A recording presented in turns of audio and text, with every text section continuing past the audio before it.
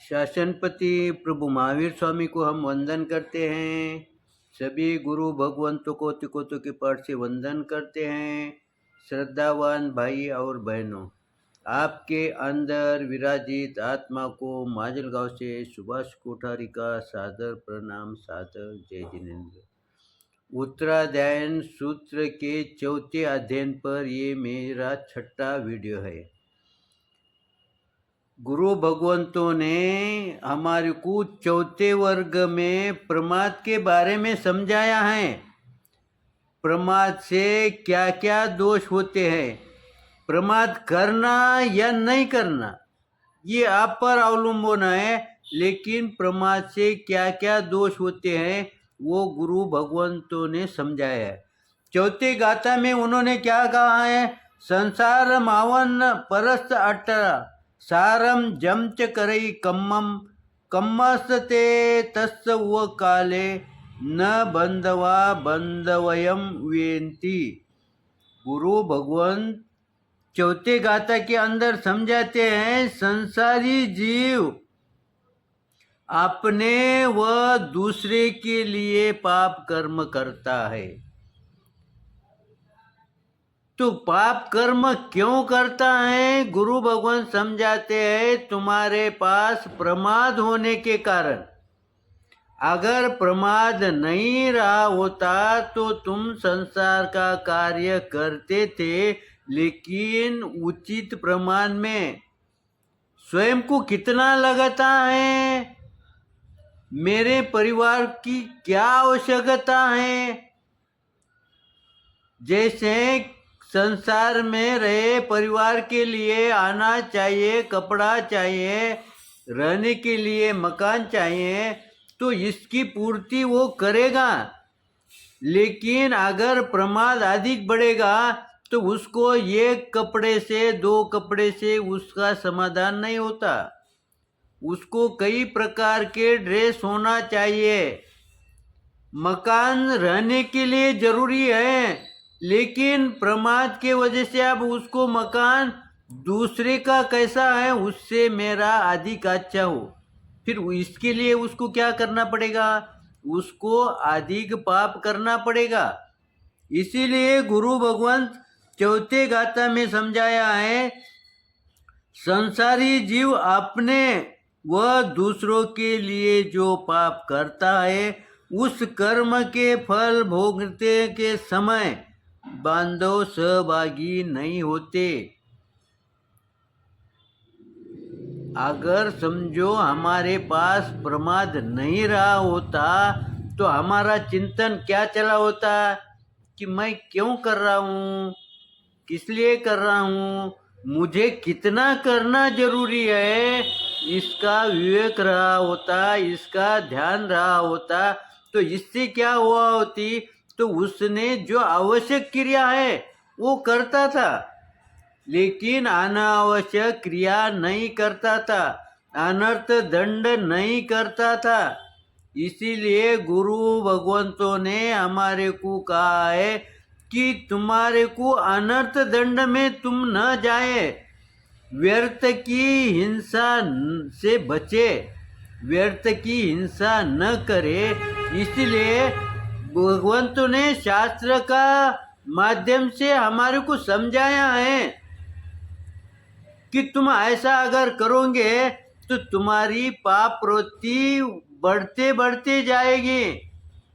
हमारे को वो पाप क्यों कर रहा हूँ ये सोचने को समय नहीं मिलेगा।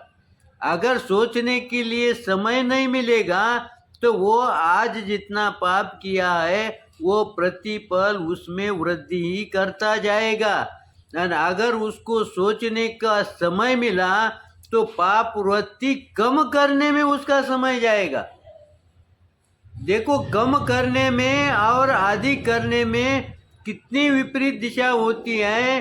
अगर समझो करता ही रहा प्रमाद तो उसकी पाप वृत्ति प्रति क्षण बढ़ते बढ़ते जाएगी। और अगर वो प्रमाद कम करता रहा, प्रमाद को घटाता रहा, तो उसको सोचने को समय मिलेगा, तो वो समझेगा कि मेरे को इसकी कोई जरूरत नहीं है। जैसा हम व्यवहार में देखते हैं, अगर समझो हमारे को क्रोध आ गया तो हम उस क्रोध के अंदर इमीडिएट जवाब देते हैं। गुरु भगवान क्या कहते हैं, क्रोध आया, आना चाहिए, आना स्वाभाविक है, लेकिन उस समय प्रकट करते समय, कोई जवाब देते समय थोड़ा रुको, थोड़ा ठहरो। क्यों कहते हैं, इससे क्या होता है, तुम्हारे को थोड़ा सा सोचने के लिए, चिंतन करने के लिए समय मिलता है। उस समय तुम सोचते हैं मैं ये क्रोध कर रहा हूँ, ये उचित है क्या। इसीलिए अगर तुम्हारे को सोचने को समय अगर मिल गया तो तुम्हारी जो 100 समस्या में से 99% समस्या तुम्हारी वहीं पूर्ण हो जाती है। तुम्हारे को वो उसका जवाब देने की जरूरत नहीं पड़ती है। इसीलिए तुम्हारे को समय जाने देना पड़ेगा। जैसा जैसा समय जाएगा वैसा वैसा तुम्हारा चिंतन बढ़ेगा। ये चिंतन तुम्हारा सही दिशा में बढ़ेगा, विपरीत दिशा में क्यों नहीं बढ़ेगा, क्योंकि तुम विपरीत दिशा में क्रोध करते करते रुक गए। तो तुम विपरीत दिशा में जाने के बजाय सही दिशा में बढ़ेंगे तो उस समय चिंतन करते करते तुम सोचेंगे, तुम्हारे ध्यान में ये बात आएंगे, जाने दो ना, इस बात का जवाब देने की जरूरत ही नहीं है, जाने दो ना, ये नहीं करे तो भी चलेगा। ऐसा करते करते तुम्हारी पाप वृत्ति, तुम्हारी कृति घटती जाएगी। और इससे क्या होगा, तो गुरु भगवंतों ने कहा है कि बांधव सहभागी नहीं होंगे, पाप कर्म का फल भोगने में कोई भी सहयोगी नहीं होगा। हमारे को रामायण में उदाहरण आता है वाल्मीकि ऋषि का, जो वाल्या कोली नाम से वो नाम प्रसिद्ध था, उसका वाल्मीकि ऋषि बन गया। तो उसने क्या किया, सिर्फ अपना चिंतन बदल दिया।